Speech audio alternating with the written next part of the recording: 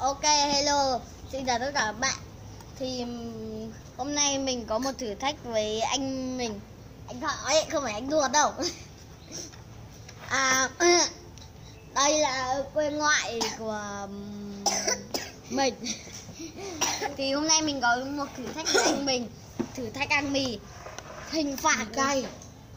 Thử thách ăn mì cay. Hình phạt thì đạo người hàng bít. Bây giờ thì bắt đầu. Cho ớt vào. Không, Anh cho rồi. để em đi. Đúng rồi. Cho ớt vào nó mới gọi là mì cay. Không. Thế còn gì mì cay. Cái này là cay lắm rồi.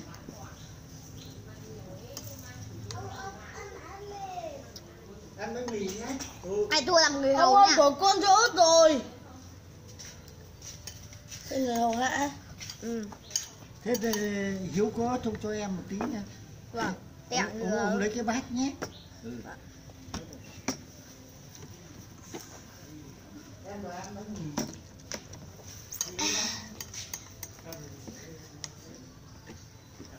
Sợi dai sao?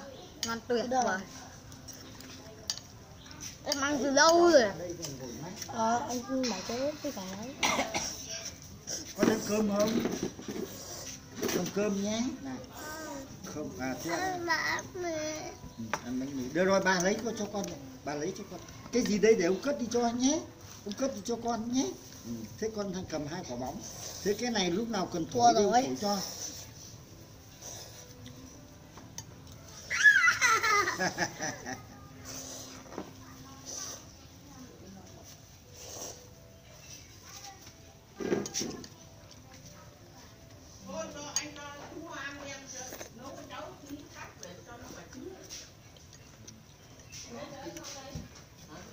Cay chưa?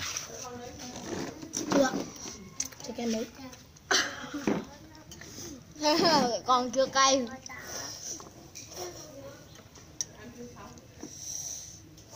Chắc thua quá.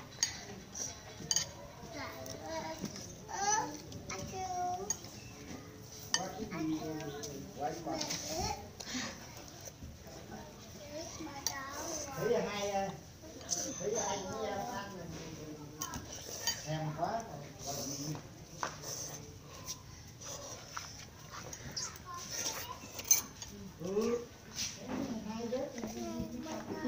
Nước mì vẫn nó màu sáng sáng này. Anh cho ớt vào bây giờ thì màu đỏ lên rồi. Để anh. Liên quan gì đến nhỉ? Tuyệt vời mặt trời nhưng mà sắp chua rồi.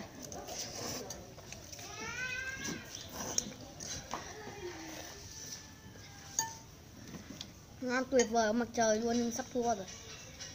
Đến nào thua phải làm con dog. Ok. Con sắp làm rồi. Thua làm gì ạ? Làm con dog.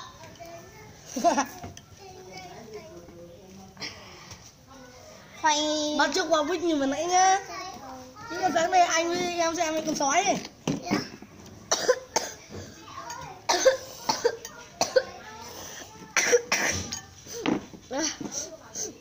Cắt gì? Anh khổ. Tiếp.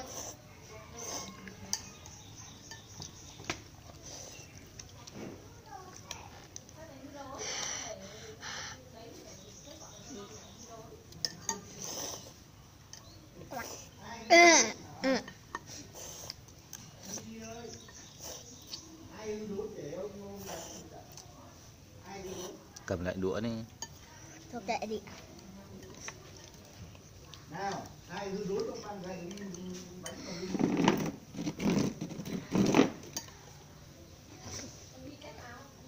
Còn ai thắng được thưởng kẹo, ok. Ai thắng được thưởng cái kẹo chảy nước tối hôm qua. Rồi.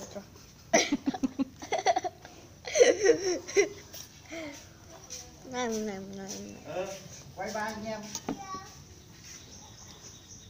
Đây là Ngân. Nên chị Ngân đấy. Nhà Em Mạnh. Anh Mạnh à? Ý là anh Mạnh dọa Ngân. Thật tính.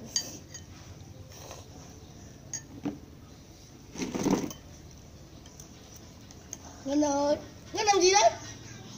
Xì muối.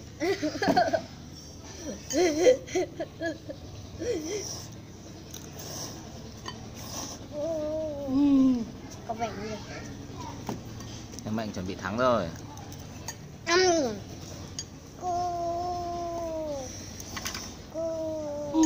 Cù á. Xong đây nha. Mấy em làm cái này. Đấy, xoài. Tí con pha sữa này nhé. Tí nữa chú học hòa hết, ai cũng uống xong. Yeah. Tí hiếu uống không? Ai uống thì đăng ký, thế thôi. không biết. Con. Ta đang nấu mì cho nước rồi. Ghê, sắp thua rồi. Ai ăn chậm thì thắng cuộc cái gì? Không. Ăn xong trước thắng. Nè, có ai ăn chậm thì thắng cuộc. Ăn chập thắng cuộc thì cháu cũng bỏ cuộc rồi. Thế cháu cắn luôn. Ngân tối qua có ho không? Ông ho lắm. Ông ho lắm. Điều. Ông ho lắm. Anh mà anh chứ. Anh mẹ ăn tí nữa coi Ngân có trứng nhé. Tí coi Ngân có trứng, bà đang nấu rồi. Đây đây. Bỏ cho anh mà ăn trứng. Thôi xong. Đấy bà cứ bắt cơm của bà. Ăn cả nước nhá.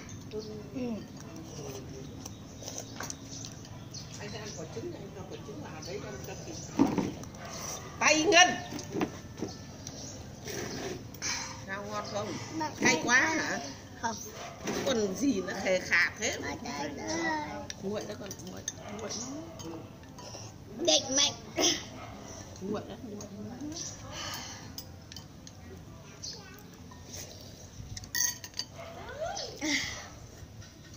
Ăn xong rồi. Ăn xong rồi. Đó rồi. Chú quay cả cháu lên tivi cháu thấy xinh đẹp. Nào, bạn Ngân đâu? Đừng coi bạn. Đây bánh mì đây, bánh mì sữa. Đi cho mình mua của con mẹ ơi. Cơm đây, bánh mì đây. Thua rồi. Vâng, Mẹ cứ để. nó làm Không, bát tên. nó không làm. Thua rồi. Không có ai đăng ký.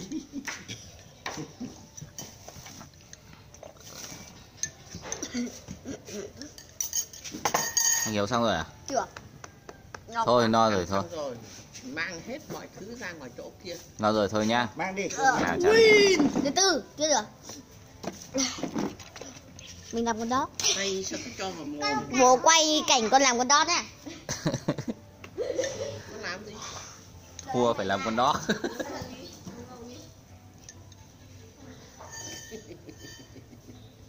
Mẹ, mang trong hàng ngục ra đây giúp không? Mẹ là cô bé quàng khăn đỏ đấy à? Sao mẹ lại vừa là cô bé quàng khăn đỏ? Ơ, quả bóng vướng ở trên đây. Muốn mì tôm. Nào nhanh nhanh nhanh nhanh.